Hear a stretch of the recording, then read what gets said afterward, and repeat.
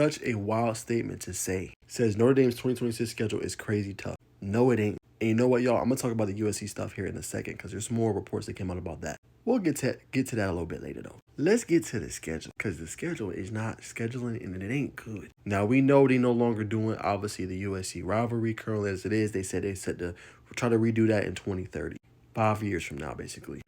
On their schedule, and this is what hurts, obviously, Notre Dame. I credit everybody talked about their schedule this year, but last year's schedule, or this past year's schedule, is way better. Remember, they had Miami and Texas A&M. That's a hell of a start to the season. This year, the first 3 games, Rice, Michigan State, who obviously fired their head coach, Purdue, at North Carolina. We'll see. I don't know. That's a iffy game because I don't know how good Coach Belichick and his crew gonna be. Obviously this year, when they go get a quarterback out of the portal, Bryce Baker, their 4-star who committed to Belichick, obviously hit the transfer portal, and obviously got Bobby Petrino, who's going to be their new head coach. Not head coach, excuse me, the new offensive coordinator. My bad, y'all. I don't know. Tough to say. Navy, they had a pretty good year this year. Performed pretty well. Obviously in the American Conference. That one's iffy. I don't know. That one's The best game of your schedule, though, is Miami, if we're being honest. Once again, you know what I'm saying? But this time it's at home. It's November 7th. But up to that point, like, who do you really play that's good? You got to hope that North Carolina's good good next year. But you don't know.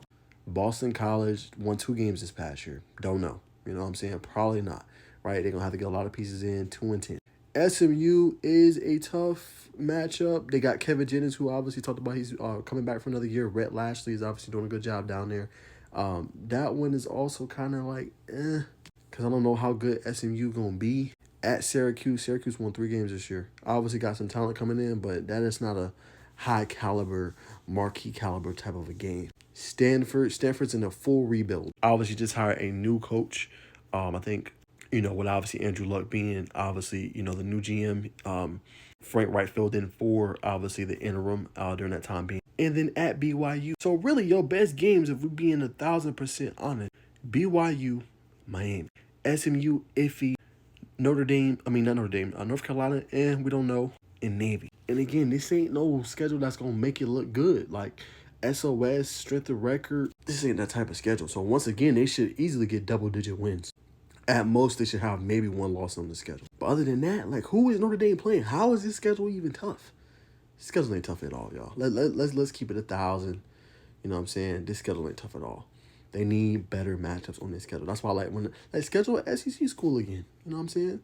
Give me a top tier ACC school. They did it with Miami. Give me another one. Give me a Clemson. We can't see Clemson, Notre Dame. Give me a Florida State.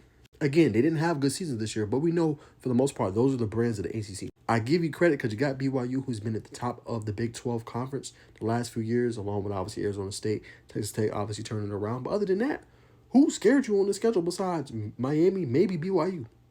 Nah, bro. Schedule's weak. They could have did a better job.